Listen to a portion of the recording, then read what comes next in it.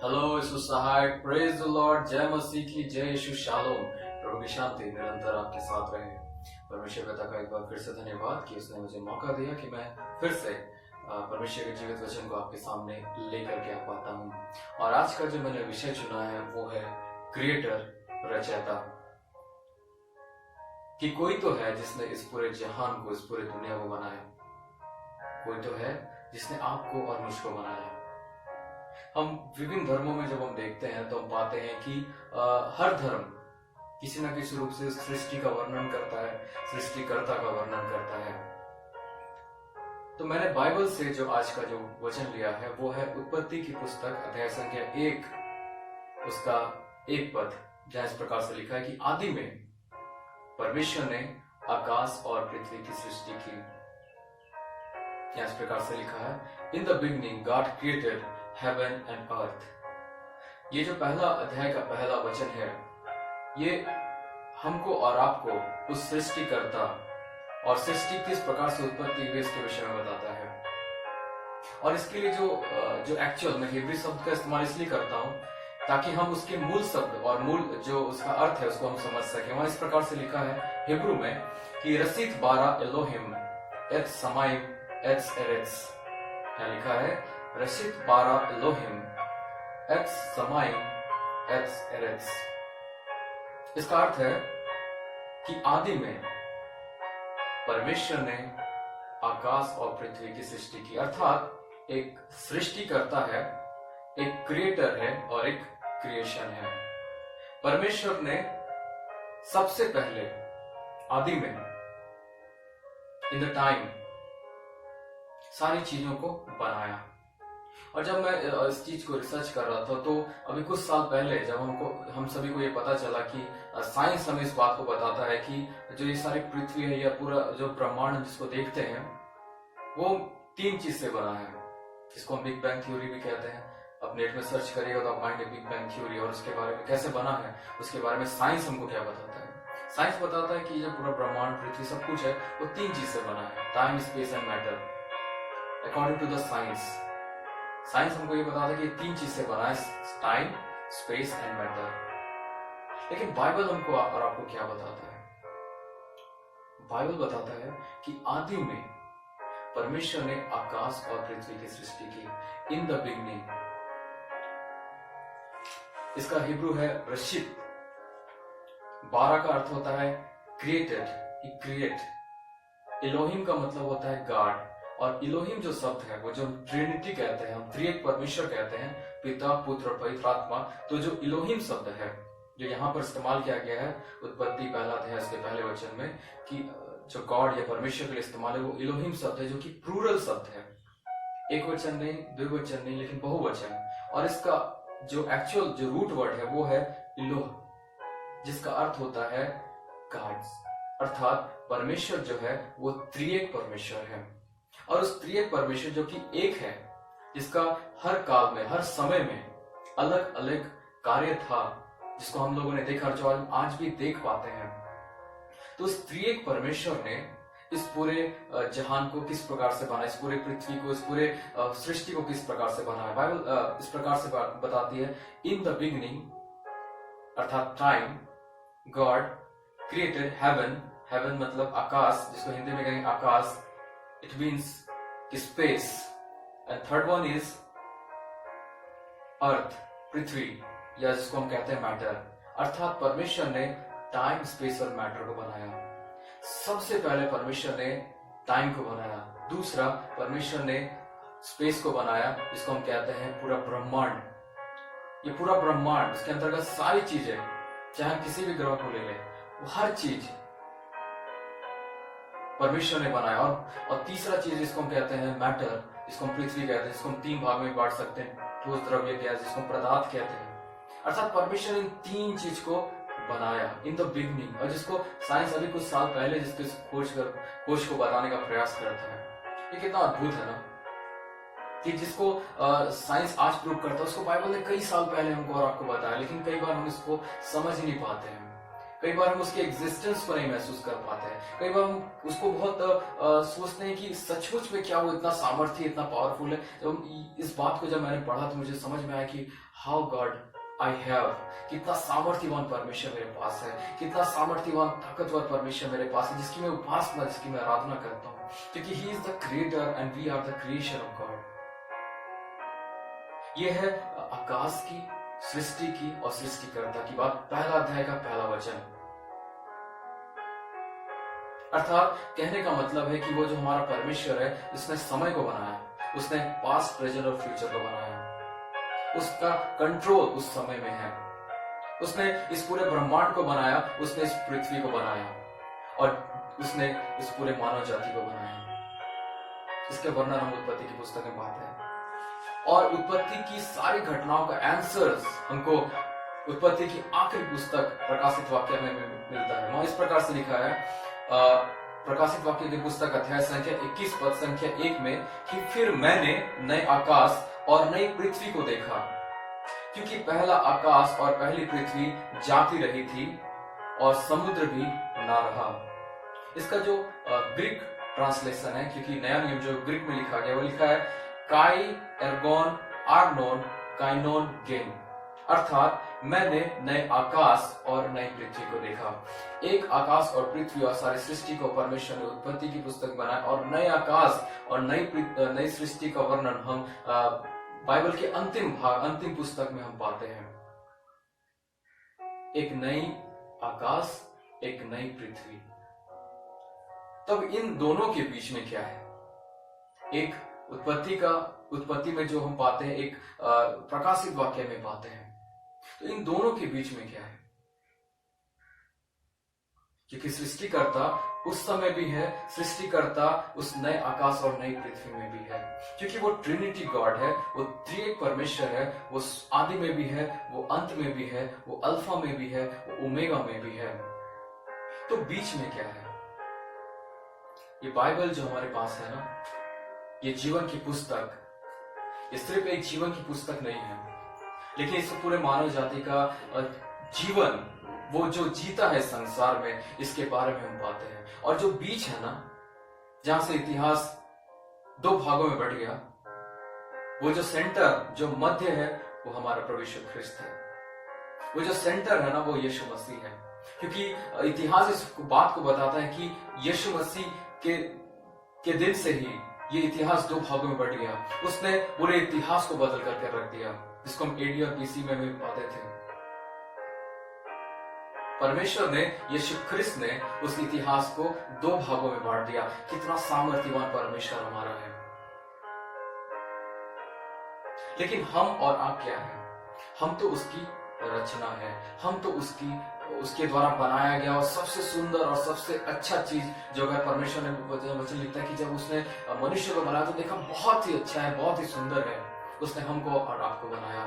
जो सेंटर जो हमारा यीशु मसीह है, और वो जो आदि में था, वही वचन देहधारी होकर के इस पृथ्वी में आया और हमने उसकी महिमा को देखा, उसकी उपस्थिति को देखा, और हम सभी उसके बनाए हुए हैं।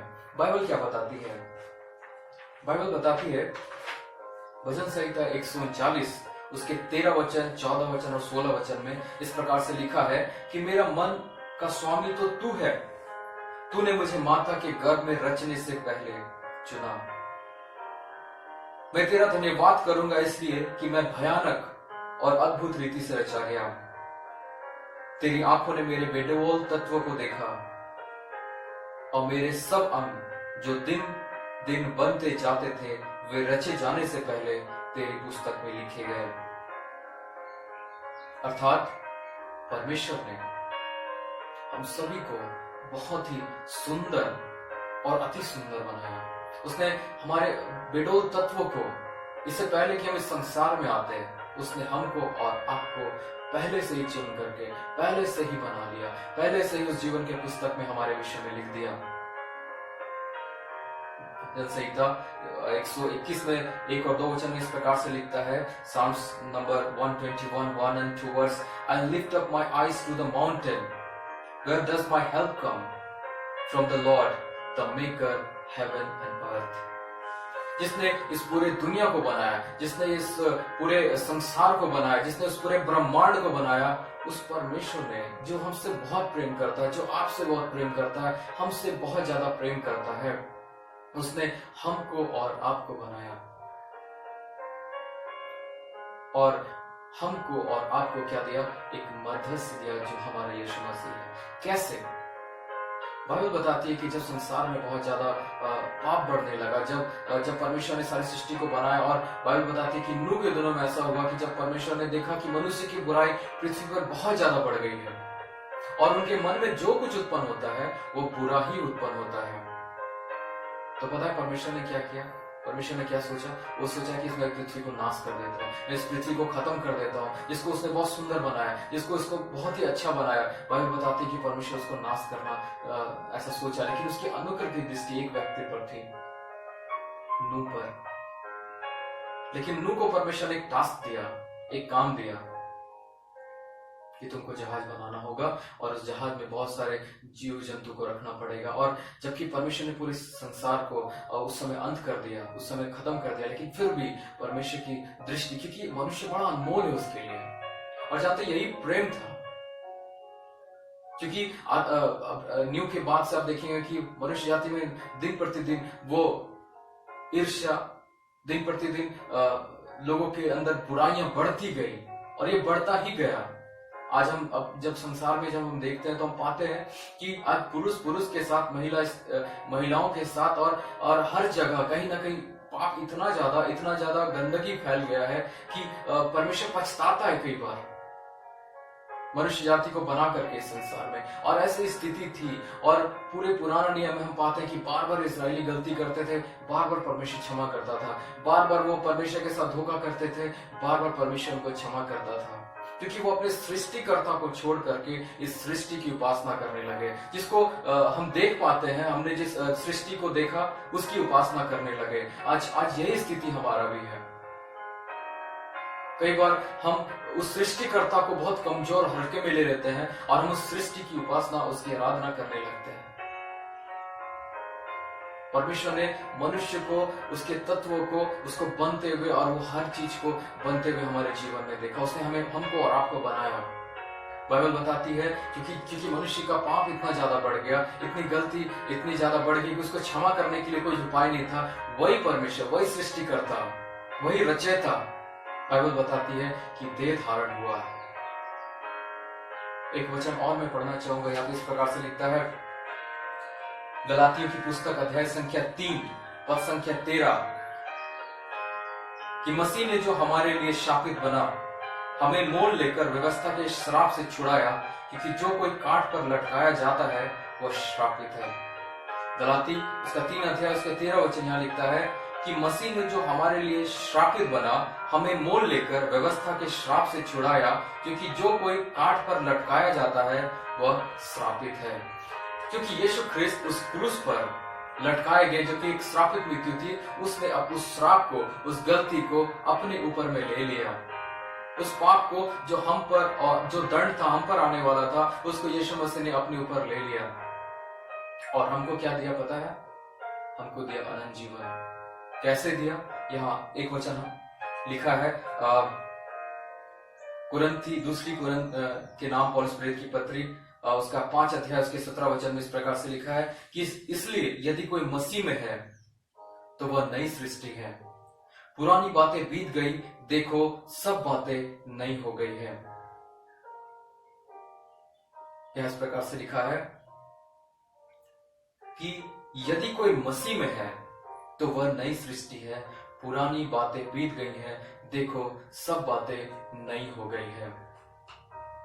हम और आप जो कि मसीह में है, जो कि हम प्रभु में हैं, तो बाइबल बताती है कि हम और आप उसकी नई सृष्टि है। जब यीशु मसीह पर विश्वास करते हैं, जब हम उसके करीब आते हैं, जब उसके क्रॉस पर, उसके उस दंड पर विश्वास करते हैं, उसके उस दुख भोग पर जब हम शामिल होते हैं, क्योंकि क्रूस की मृत्यु हमको यही बात और यही एहसास दिलाता है कि उसकी मृत्यु हमें वो सामर्थ, वो ताकत प्रदान करती है। क्योंकि जब हम संसार में होते हैं ना, जब इस संसार की समस्याओं को हम अपने जीवन में देखते हैं, जब हम परेशानी में होते हैं, दुख में होते हैं, तो हम भूल जाते हैं सृष्टिकर्ता को। हम असहाय हो जाते हैं, क्योंकि हम भूल जाते हैं कि वो सृष्टिकर्ता हमसे कितना प्यार करता है। इसी वजह से वो कलवरी क्रूस पर है। जो गलती हमको और आपको सहना था, उसने उसको अपने ऊपर इसीलिए ले लिया, उस तकलीफ को इसलिए ले लिया। और हम इस संसार में कई बार हम खो जाते हैं। बाइबल बताती है कि जो मसीह में है वो नई सृष्टि है, पुरानी बातें बीत गई हैं। कई बार हम अपने पुराने जीवन में फंसे होते हैं।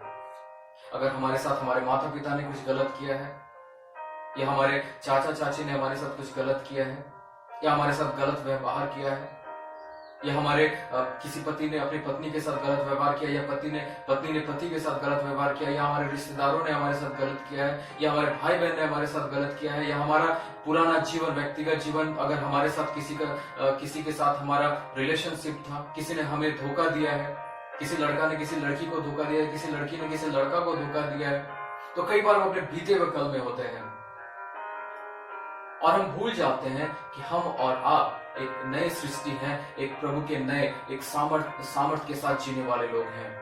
हम भूल जाते हैं कई बार, क्योंकि परमेश्वर ने हमको और आपको नई सृष्टि बनाया है, एक नए और अद्भुत सृष्टि के रूप में रचा है। पुरानी बातें बीत गई, देखो सब कुछ नया हो गया है। क्योंकि अगर हम नए हैं, अगर हम सचमुच में उस क्रिएटर को जानते हैं, अगर हमको लगता है कि सचमुच में एक नई क्रिएशन है, तो हमको और आपको क्या करना होगा? एक सवाल है कि हमको और आपको क्या करना होगा। आज जब हम पूरे संसार में जब हम देखते हैं, तो हम पाते हैं कि हर कोई किसी न किसी चीज से दुखी है, किसी न किसी चीज समस्या में पड़ा है, किसी न किसी समस्या में दुख और तकलीफ में पड़ा है, और वो उस दुख से आजादी चाहता है। कोई चाहता है कि मैं इस समस्या से निकल जाऊं, मैं इस दुख से निकल जाऊं। लेकिन मैं आपको आज बताना चाहता हूं कि हमको और आपको एक स्टेप ऊपर उठना पड़ेगा, एक कदम आगे बढ़ाना पड़ेगा। एक घटना मैं आपको बताना चाहूंगा। एक बार की बात है, यीशु मसीह जा रहे थे रास्ता से, और एक अंधा भिखारी वो चिल्ला चिल्ला के बोल रहा है कि हे दाऊद की संतान, हे दाऊद की संतान, मुझ पर दया कर। तो बहुत लोग उसको चुप करा रहे थे। और बाइबल बताती है जब यीशु मसीह ने सुना कि वो चिल्ला रहा अंधा भिखारी, हो गया उसके पास और उसने बहुत प्यार से उससे पूछा कि तू क्या चाहता है कि मैं तेरे लिए करूं। सृष्टिकर्ता ने अपने क्रिएशन से पूछा, जिसको उसको बनाया था, उससे पूछा कि तू क्या चाहता है कि मैं तेरे लिए करूं। उसने कहा, प्रभु मैं देखना चाहता हूं। तो बाइबल बताती है कि यीशु मसीह ने उसको चंगा किया और वो देखने लगा। आज हमारा मसीही जीवन भी इसी प्रकार का है। हम में से अधिकतर लोग किसी न किसी समस्या में, बहुत सारा समस्या, फाइनेंशियली समस्या हो सकता है, पारिवारिक समस्या हो सकता है, बहुत सारी समस्याओं में हम और आप गुजरते हैं जब हम इस संसार में होते हैं ना। तो हम भी प्रभु के पास जाते हैं, प्रभु से पूछते हैं कि प्रभु हमसे पूछता है कि तू क्या चाहता है कि मैं तेरे लिए करूं। प्रभु हमको ये दे दीजिए, हमको मेरे जीवन में ये आर्थिक कमी है, मेरे जीवन में ये समस्या है, वो समस्या है, बहुत सारी परेशानियों से मैं गुजर रहा हूँ। प्रभु मैं एडिक्ट हो गया हूँ किसी चीज को और मैं निकल नहीं पा रहा हूँ। ये सारी बातें हम कई बार प्रभु के सामने रखते हैं, मतलब हमारे पास लिस्ट होता है प्रभु को बताने के लिए। लेकिन मैं आज आपको बताना चाहता हूँ कि हमको एक कदम ऊपर बढ़ना पड़ेगा, क्योंकि वो क्रिएटर है और वो क्रिएशन के बारे में सब कुछ जानता है। वो जानता है कि मेरे बेटे को, मेरी बेटी को क्या समस्या है। उसको पता है कि उसके बेटे और बेटी के दिल में क्या तकलीफ है। आज हमको और आपको पूछना पड़ेगा अपने प्रभु से कि प्रभु तू मेरे जीवन से क्या चाहता है कि मैं तेरे लिए करूं। जैसे यीशु मसीह ने उस अंधे भिखारी से पूछा कि तू क्या चाहता है कि मैं तेरे लिए करूं, आज हमको और आपको पूछने का जरूरत है कि प्रभु मैं तेरे लिए क्या करूं, प्रभु मैं आपके लिए क्या करूं। आज हमको और आपको पूछने की आवश्यकता अपने परमेश्वर से, अपने उस टैलेंट को जानने की आवश्यकता है जो प्रभु ने हमको और आपको दिया है, और उसको पहचानने की आवश्यकता है। प्रभु ने हर किसी को कुछ ना कुछ गुण और टैलेंट से भरा है। कई बार हम उसको निकाल नहीं पाते अपने जीवन में, कई बार हम उसको प्रकट नहीं कर पाते हैं जीवन में। आज पूछने की आवश्यकता है कि प्रभु तूने मुझको इस संसार में क्यों भेजा है, तूने मुझको क्या विजन, किस दर्शन के साथ भेजा प्रभु, मेरा इस जीवन का होने का क्या कारण है। हर किसी के जीवन का, मसीह में मेरे प्रियो, हर किसी के जीवन में परमेश्वर का एक उद्देश्य होता है, एक योजना होता है, और परमेश्वर ने हम सभी को किसी न किसी कार्य के लिए चुना है, किसी न किसी कार्य के लिए अलग किया है।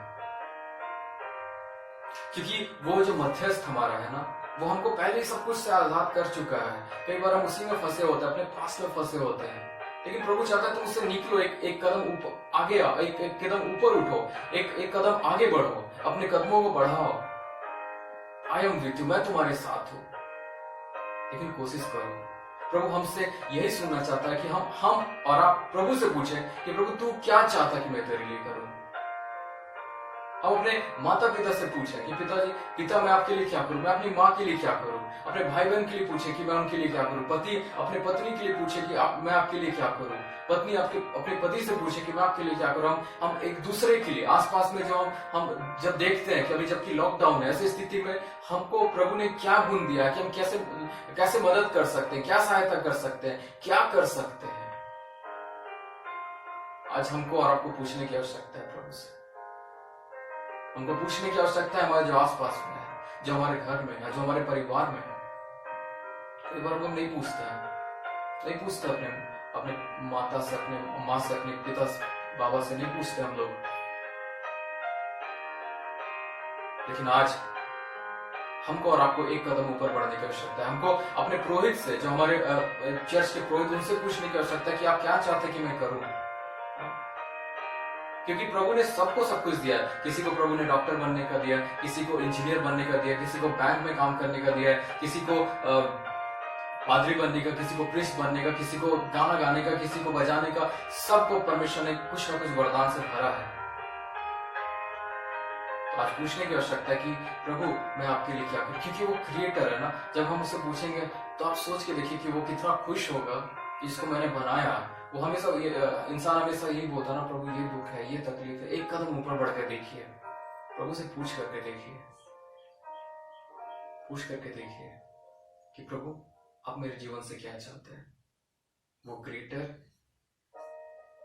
वो रचयिता, इस सारी दुनिया को, इस पूरे जहान को, इस ब्रह्मांड को बनाने वाला, वो बहुत ही ताकतवर है, बहुत सामर्थ्यवान। वो आज भी उस सिंहासन में विराजमान है और अंतिम फैसला उसी का होगा। हमको और आपको जरूरी है कि हम अपने क्रिएटर को पहचाने, उस परमेश्वर की सामर्थ को पहचाने, उस सामर्थ को जो उसने हमें दिया है। यीशु ख्रिस्त के द्वारा जब हम उसको विश्वास करते हैं तो हम नई सृष्टि बन जाते हैं। और वो नई सृष्टि जब हम अगर हो गए हैं तो हमारे जीवन से कार्य दिखना चाहिए, हमारे जीवन से काम दिखना चाहिए। हम एक आश्रित जीवन जीने वाले हो सके, हम एक सामर्थ के साथ जीवन जीने वाले हो सके, क्योंकि परमेश्वर ने हमको और आपको एक नई सृष्टि बनाया है। एक वो सृष्टि जो हम देख पाते हैं, एक वो सृष्टि जो हम और आप हैं। कितने अद्भुत रीति से परमेश्वर ने हमको रचा है, क्योंकि हमारी सहायता हमारे परमेश्वर की ओर से मिलती है और निरंतर वो उसकी आंखें हमारी ओर लगी रहती है। हम पर वो हमेशा ध्यान करता रहता है। वो हमसे और आपसे चाहता है कि हम और आप अपने जीवन के द्वारा उसको महिमा दे, उसको आदर दे और उससे हम पूछने वाले हो सके कि प्रभु तुम क्या चाहता है कि मैं तेरे लिए करूं। एक कदम आगे बढ़ने की आवश्यकता है, एक कदम आगे बढ़ने की आवश्यकता है, ताकि हम और आप उसे पूछने वाले हो सके। आइए हम अपनी आंखों को बंद करें, प्रार्थना करें। पवित्र पिता, धन्यवाद प्रभु तेरे वचन के लिए, क्योंकि तू अद्भुत परमेश्वर है। तूने उस पूरी सृष्टि को बनाया और तूने हमको बनाया ताकि हम तुझको महिमा दे, तुझको आदर दे। प्रभु प्रार्थना करते हैं पवित्र पिता कि तेरा वचन हमारे हृदय में, हमारे जीवन में कार्य करें। हम नई सृष्टि तो हम हैं प्रभु जी, लेकिन आप हमें सिखाइए प्रभु कि हम क्या करें प्रभु, हम आपके राज्य के लिए क्या करें प्रभु, आपकी महिमा के लिए हम क्या करें प्रभु। हम एक निराशा का जीवन ना जिए प्रभु, अपने बीते हुए कल में ना जिए प्रभु, लेकिन हमारा आज, हमारा कल, हमारा आने वाला कल, जिसका कंट्रोल पिता आपके हाथ में, क्योंकि समय को आपने बनाया प्रभु जी, उस समय का कंट्रोल आपके हाथ में पिता। प्रार्थना करता हूँ प्रभु जी, जितने लोग सुनते हैं पिता इस वचन को प्रभु, उनके जीवन में उन सारी निराशाओं को प्रभु यीशु मसीह दूर करते हैं आपके नाम से, और उन्हें ब्लेस करते, आशीष करते, उन्हें एक विजन दीजिए, एक नया दर्शन दीजिए, ताकि वो आपकी खोजी बन जाए प्रभु, आपको ढूंढने वाले बन जाए पिता। सारे लोगों को प्रभु यीशु मसीह आपके पवित्र हाथों में सौंपते हैं। धन्यवाद के साथ प्रार्थना यीशु मसीह नासरी के नाम से मांगते हैं, आमीन। धन्यवाद मेरे साथ जुड़ने के लिए और परमेश्वर के वचन को सुनने के लिए। परमेश्वर आप सभी को बहुत आयत की आशीष प्रदान करें। धन्यवाद।